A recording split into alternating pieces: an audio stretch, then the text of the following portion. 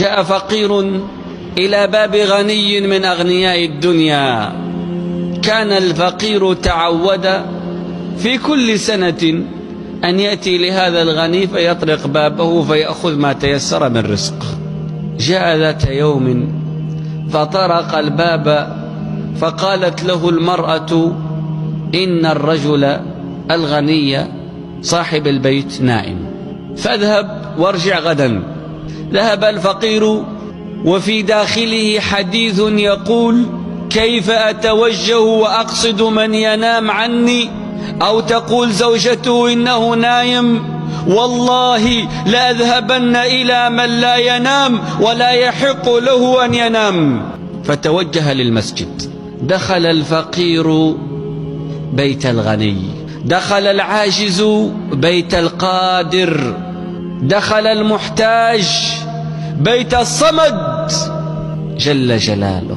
دخل المسجد، صلى ركعتين، بسط يديه إلى الواحد الأحد الفرد الصمد الذي لم يلد ولم يولد ولم يكن له كفوا أحد، وقص القصة.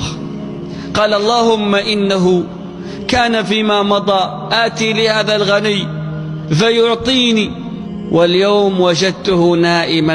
اللهم إني أتوب إليك مما كنت أفعل حيث توجهت لغيرك، وإني يا ربي أعاهدك بعد اليوم ألا أتوجه إلا لك، يا حي يا قيوم، يا من لا ينام ولا يحق له أن ينام، أغنني عمن أغنيته عني. فبينما هو في دعائه إذ دخل الغني الذي كان قد أغلق بابه فوجد الفقير في المسجد باسطا يديه، فجلس خلفه وكتب له شيكا بنصف ماله، نصف ما يملك كتبه له.